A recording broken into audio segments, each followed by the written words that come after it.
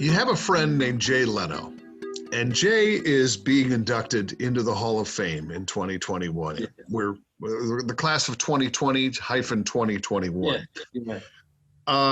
You have a unique relationship. Can you talk about how you got to know Jay and the vehicle you guys designed together? Yeah, I'm not quite sure how we first met. It probably had to do with him wanting to interview me with one of the GM show cars or something, but I think it was Laguna Seca where we first met. And we rode together in a Corvette on a drive. And, that's when I first met him.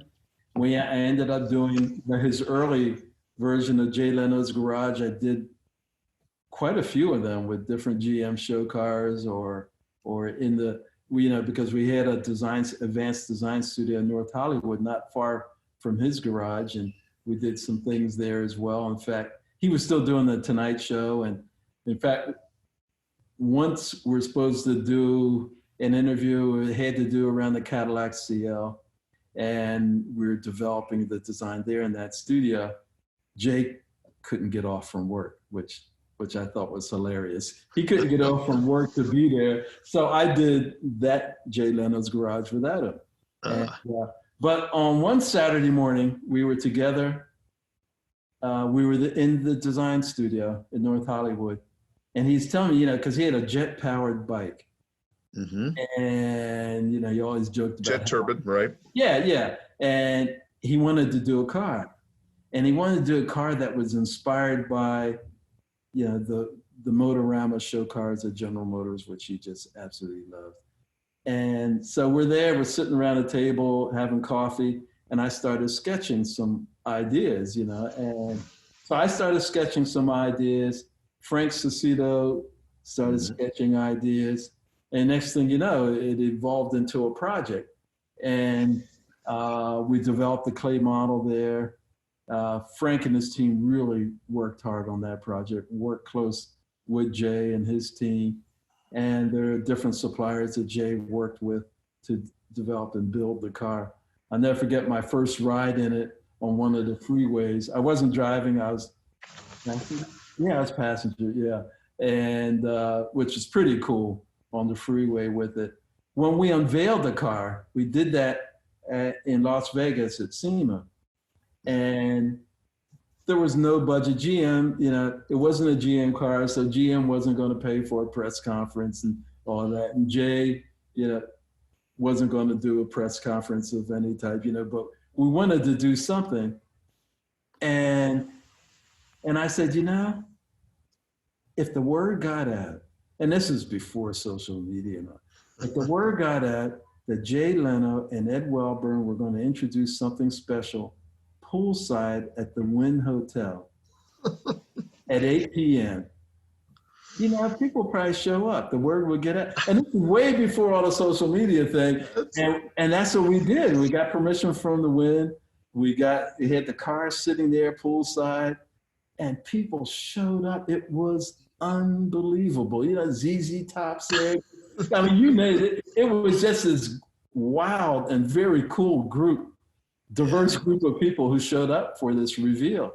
So how did you start the buzz? How did like you said, it's before social media. It wasn't like you were tweeting, Yeah, we weren't tweeting or anything. I don't even know how. I just had the idea of let's do it poolside at the Wynn. Poolside reveal. Next thing I knew. So share with us what a design review of a project is like with Jay Leno. Well, Jay really, he knows so much about cars. I mean, I don't know if people realize how much he knows, and he does some work himself. He has a great team of, mechanics that do a lot of the work, but, he's not shy about that, and he gets involved. But his knowledge of cars goes beyond just about anyone I know. All kinds of cars, well-known cars that are very obscure. He knows about. He may, in fact, have in his garage that grows every time I'm there. But, he understands design. He doesn't even try to play designer at all, you know, and he really took the advice of the design team, you know, and Frank and his team just did a fabulous job. Frank has got a great relationship with Jay, and it worked. It just worked. We're inducting Jay into the Hall of Fame this next year, and we obviously hope to include you in that celebration. What do you think of the cultural impact of Jay Leno on the automobile and his place in the Hall of Fame? What's your thoughts on that? Gee.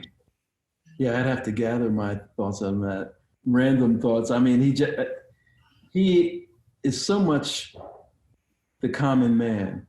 And how do you say that about someone who's got such an unbelievable collection of vehicles? But he's so intimate with each one, and it's not unusual for him to be the guy to run to the store to buy, you know, a case of oil to come back. You know, if he didn't have the career that he had, he'd probably, you know, be working as a mechanic in a shop someplace and working on cars. It's just, he just has this feel for him, this emotion. It's an emotional connection that he has with cars that I think is second to none. Tracing them down, you know, there's, you know, that one Duesenberg, I believe it was Duesenberg, that he tracked down in New York. He walked the streets of New York trying to find that garage where that car was located. That's Jay.